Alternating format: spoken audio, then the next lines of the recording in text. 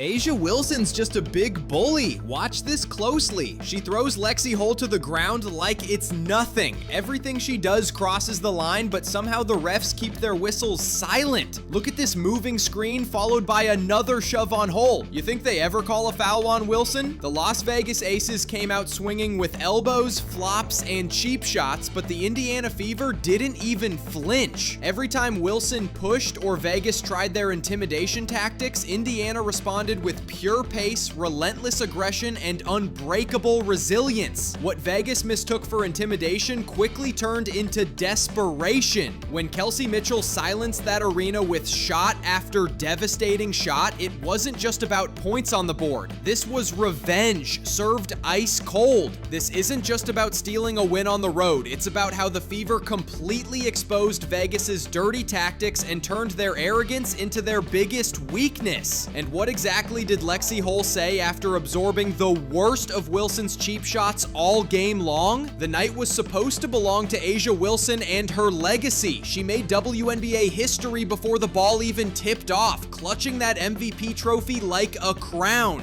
The celebration felt rehearsed, the cameras perfectly positioned, and the narrative already written. This was Vegas's moment to remind everyone exactly who runs this league. The Aces had everything lined up perfectly. The defending champions, the home court advantage, and the freshly minted MVP ready to put on a show. But by the time that final buzzer echoed through the arena, Wilson's trophy presentation felt more like a cruel joke than a triumph. The spotlight that was meant to elevate her instead highlighted every frustrated expression, every missed shot, every desperate attempt to salvage a night gone completely wrong. Sometimes the basketball gods have a twisted sense of humor, and they saved their best punchline for last. The Indiana Fever pulled off the upset nobody saw coming. The 6th seed walked into Vegas and beat the Aces 89-73 to steal Game 1. Hours before tip-off, all the chatter centered around Wilson holding her MVP hardware. But once the game began, that ceremony felt like it happened in a different universe. Everything the Aces thought would be automatic turned into a battle they weren't prepared to fight. Coming into this series, the narrative was already carved in stone.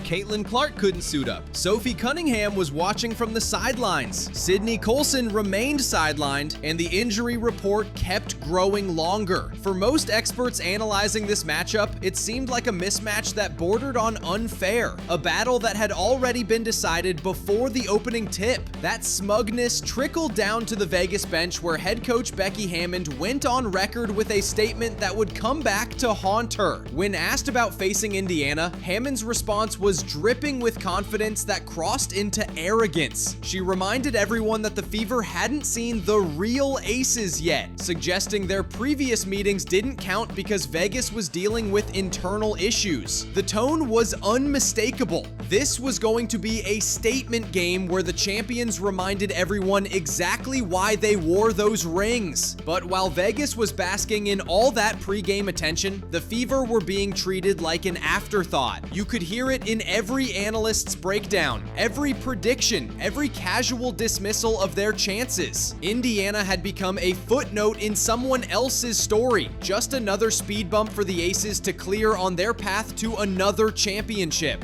That dismissive attitude worked out perfectly for Indiana, because when nobody expects you to compete, you play without any pressure whatsoever. The freedom that comes from being counted out showed up immediately once that ball was tipped. But on the court, reality hit Vegas like a freight train. Kelsey Mitchell erupted for a playoff career-high 34 points, completely spoiling what was supposed to be Wilson's coronation night. The Fever came out attacking from the opening possession, and suddenly it wasn't Indiana feeling the pressure. It was the two-time champions who looked rattled on their own floor. Instead of folding under the weight of expectations, Indiana attacked Vegas with a pace that caught them completely off guard. The ball moved with precision, shots started falling, and the Aces looked like they were playing in quicksand. For all their swagger and championship experience, Vegas appeared a step behind from the very beginning. It's incredible how quickly confidence turns into panic when the underdog refuses to play their assigned role. The moment Indiana proved they weren't going to collapse quietly, you could see the entire complexion of the game shift. The Aces stopped playing their brand of sharp, championship-level basketball and descended. Caitlin Clark couldn't suit up. Sophie Cunningham was watching from the sidelines. Sydney Colson remained sidelined, and the injury report kept growing longer. For most experts analyzing this matchup, it seemed like a mismatch that bordered on unfair, a battle that had already been decided before the opening tip. That smugness trickled down to the Vegas bench, where head coach Becky Hammond went on record with a statement that would come back to haunt her. When asked about facing Indiana, Hammond's response was dripping with confidence that crossed into arrogance. She reminded everyone that the Fever hadn't seen the real Aces yet, suggesting their previous meetings didn't count because Vegas was dealing with internal issues. The tone was unmistakable. This was going to be a statement game where the champions reminded everyone exactly why they wore those rings. But while Vegas was basking in all that pre-game attention, the Fever were being treated like an afterthought. You could hear it in every analyst's breakdown, every prediction, every casual dismissal of their chances. Indiana had become a footnote in someone else's story, just another speed bump for the Aces to clear on their path to another championship. That dismissive attitude worked out perfectly for Indiana, because when nobody expects you to compete, you play without any pressure whatsoever. The freedom that comes from being counted out showed up immediately once that ball was tipped. But on the court, reality hit Vegas like a freight train. Kelsey Mitchell erupted for a playoff career-high 34 points, completely spoiling what was supposed to be Wilson's coronation night. The Fever came out attacking from the opening possession, and suddenly it wasn't Indiana feeling the pressure. It was the two-time champions who looked rattled on their own floor. Instead of folding under the weight of expectations, Indiana attacked Vegas with a pace that caught them completely off guard. The ball moved with precision, shots started falling, and the Aces looked like they were playing in quicksand. For all their swagger and championship experience, Vegas appeared a step behind from the very beginning. It's incredible how quickly confidence turns into panic when the underdog refuses to play their assigned role. The moment Indiana proved they weren't going to collapse quietly, you could see the entire complexion of the game shift. The Aces stopped playing their brand of sharp, championship-level basketball and descended.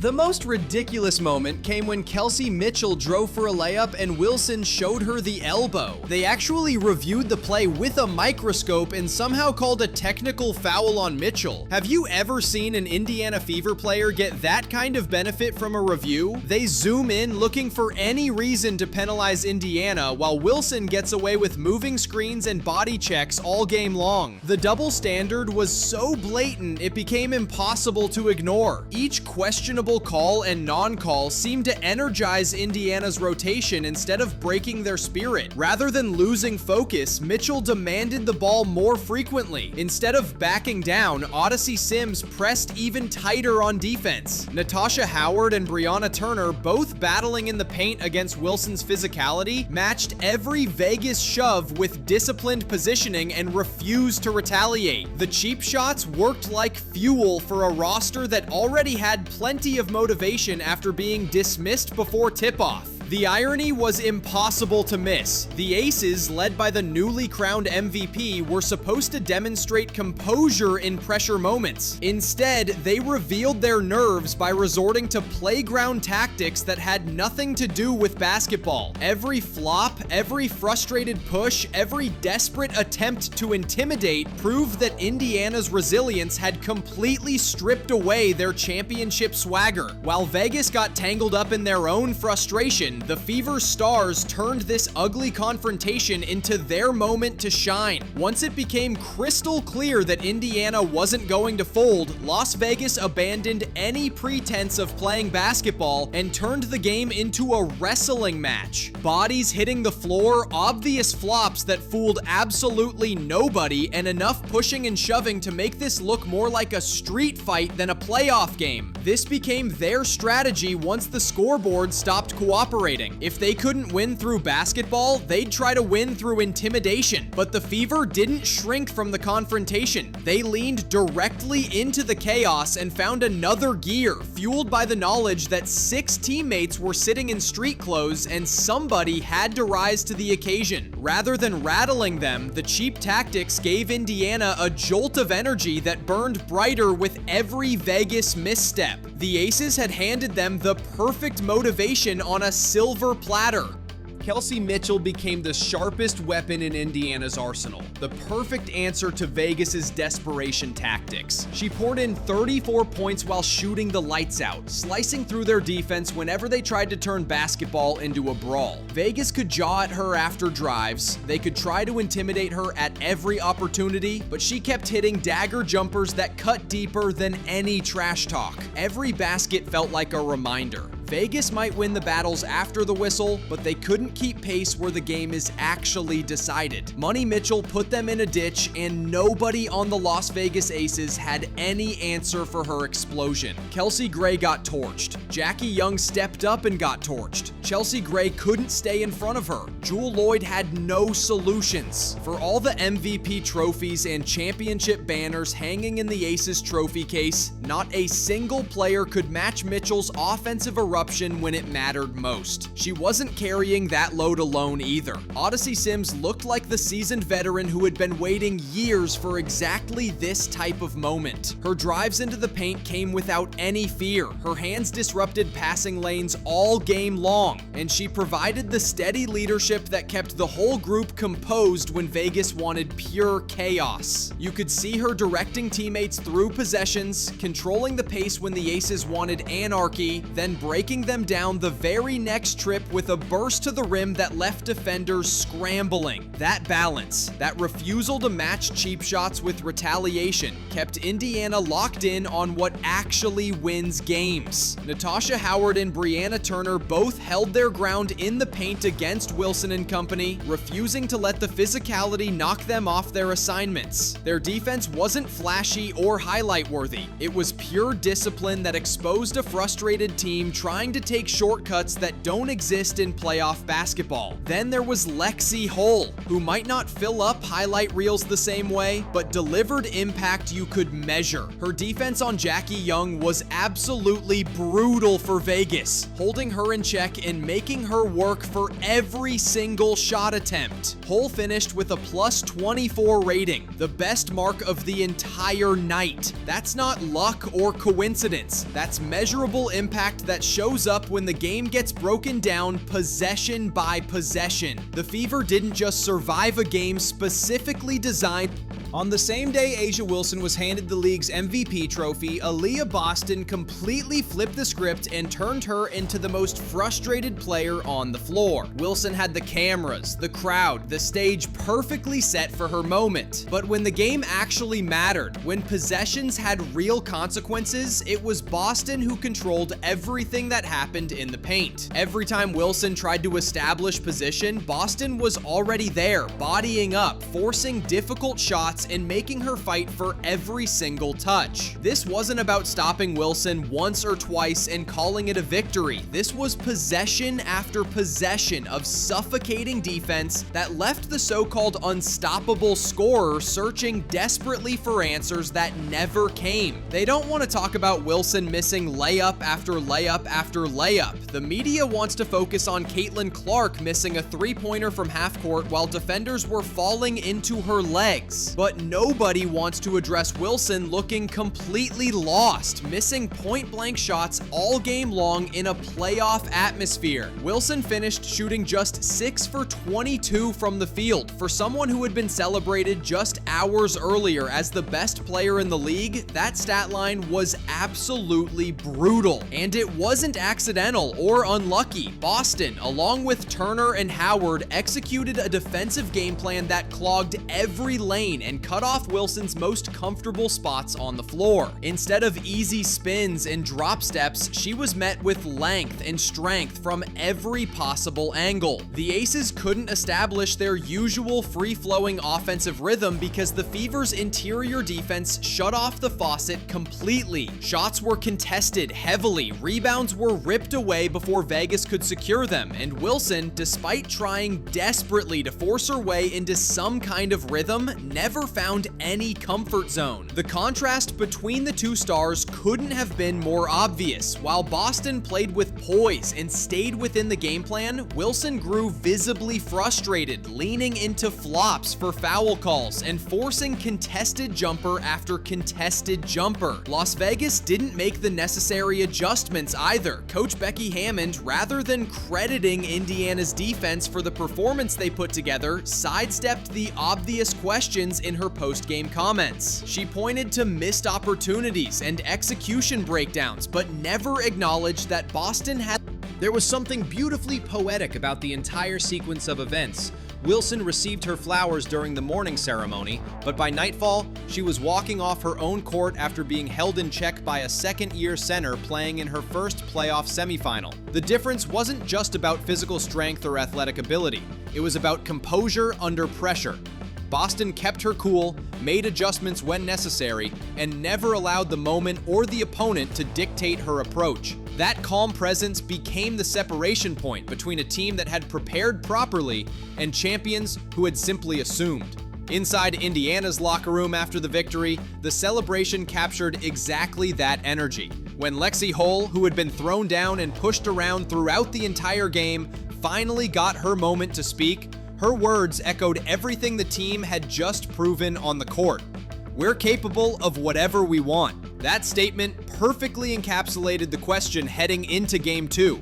Can Indiana take this exact same blueprint and break Vegas on their home floor again? One game down, 2 more wins needed, and history strongly suggests the door is wide open for the Indiana Fever. In a best-of-5 series, nearly 3 out of every 4 teams that win the opening game go on to take the entire series.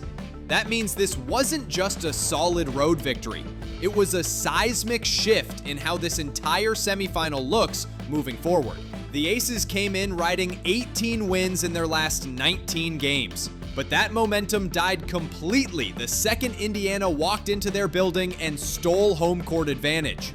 Vegas now finds themselves in completely unfamiliar territory. They got embarrassed at home, their MVP was shut down completely, and their coach admitted afterward that the team couldn't match Indiana's sense of urgency. Game 2 becomes all about adjustments, and you can bet they'll try to slow the pace down, hunt Kelsey Mitchell much more aggressively, and get Wilson more comfortable touches closer to the rim.